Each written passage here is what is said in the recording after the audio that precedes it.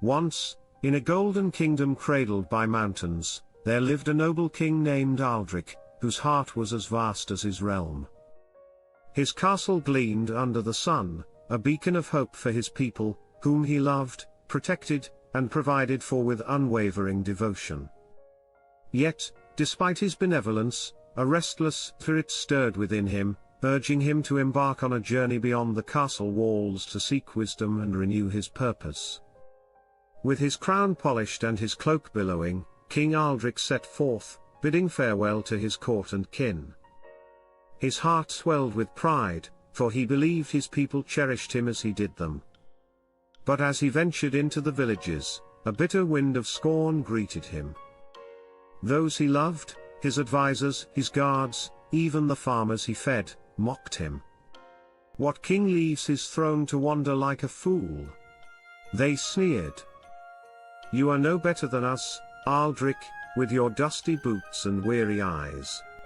Their words stung like thorns, each one pricking his royal pride. Day after day, as he trudged through muddy paths and thorny woods, the belittling grew louder. His once loyal scribe laughed, "You're no king out here, just a man with a fancy title." A baker he'd gifted bread to in lean times scoffed, "Look at you, Aldric, sweating like a common laborer."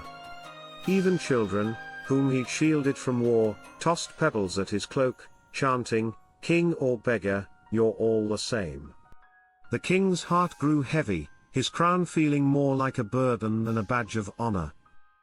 Midway through his journey, as he rested by a bubbling brook, Aldric gazed into the water and saw his reflection, not a king, but a man, worn and weathered. The truth dawned upon him like a storm breaking. The common folk did not hate him, they envied his station and sought to drag him down to their level, to make him as ordinary as they felt.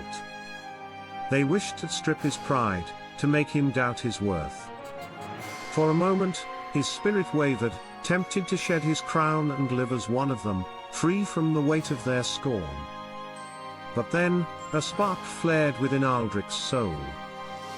He was no common man, he was a king, chosen to lead, to protect, to rise above. He stood tall, his shadow stretching across the brook, and declared to the wind, "I am Aldric, king of this land, and no words shall make me less." With renewed vigor, he pressed on, his steps firm, his head high.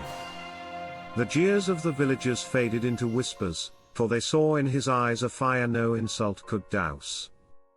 Through forests thick and valleys deep, Aldric journeyed on, his heart now armored with pride, not the pride of arrogance, but the pride of purpose. He faced storms and steep cliffs, yet never faltered. At last, he reached the sacred grove he sought, where ancient wisdom whispered in the leaves. There, he found not only the knowledge he craved but also the strength to return as a wiser, prouder king. When Aldric re-entered his kingdom, the people who once belittled him fell silent, awed by the radiance of his resolve.